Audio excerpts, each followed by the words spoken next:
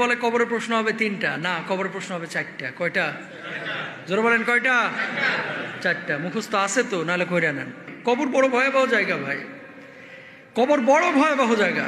কাউকে চিনবে না, প্রধানমন্ত্রীর ছেলে, হুজুরের ছেলে, খতিবের ছেলে, হাফিজের ছেলে চিনবে না।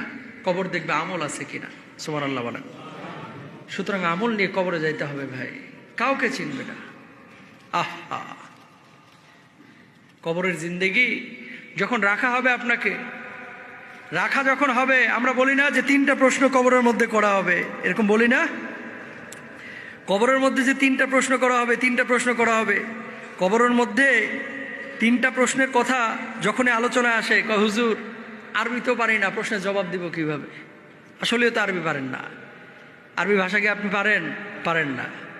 সবাই কিঞ্চিত কেউ কেউ পারেন বা মুখস্থ করেছেন, তাহলে জবাব দিবেন কিভাবে? শোনেন, এই আরবি জবাব দেওয়ার জন্য আরবি ভাষা শেখাটা জরুরি না আপনার জন্য, কিন্তু নামাজ পড়ার জন্য, দিন বোঝার জন্য আরবি শেখাটা, যেহেতু কোরআনের ভাষা আরবি, আল্লাহর ভাষা আরবি, সেহেতু আরবি জানাটা জরুরি। ঠিক কিনা?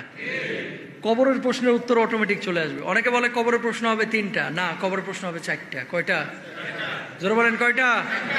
চারটা। মুখস্থ আছে তো, নাহলে কইরা নেন। 1 নম্বর প্রশ্ন কি হবে? কি? মার রব্বুকা, তাই না? মার রব্বুকা, মান মানে কে?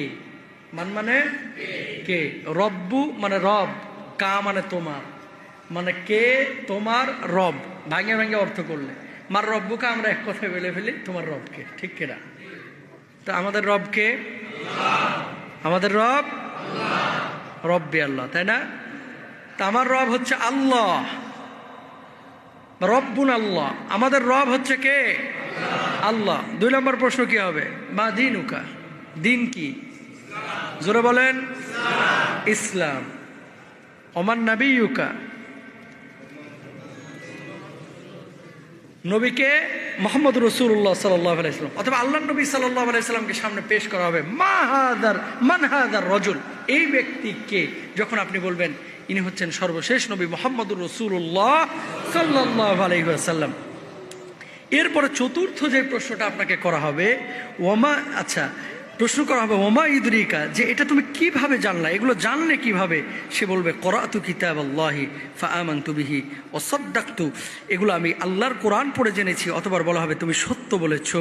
আর যখন এই ঘোষণা হয়ে যাবে, ইয়া আইয়্যাতুহান নাফসুল মুতমাইন্না ইরজিই ইলা রাব্বিকি রাদিয়াতাম মারদিয়্যা ফাদখুলি ফি ইবাদি ওয়াদখুলি জান্নাতি। সুবহানাল্লাহ বলেন না? কোথায় চলে যাও? জান্নাতে চলে যাও। যখন রূহটা কবজ হবে না, এভাবে সম্বোধনও করা হবে। তো কবরের প্রশ্ন হবে 4টা। তোমার রবকে, তোমার দিন কি, তারপরে তোমার নবীকে বা এই ব্যক্তিকে। চতুর্থ প্রশ্ন হবে এগুলো জানলা কোত্থেকে? তাহলে প্রশ্ন কয়টা বলছিলাম? 4টা। এখন মুখস্থ করবেন নাকি ইসলামের মধ্যে আসবেন? বলেন। ইসলামের মধ্যে আসবেন। এই তো মাশাআল্লাহ, এটা মুখস্থ করে কোনো কাজ হবে না, বরং ইসলামের মধ্যে আসতে হবে। ইসলামের মধ্যে যখন আসবেন, তখন অটোমেটিক আল্লাহ সুবহানাহু ওয়া তাআলা জবান খুলে দেবেন।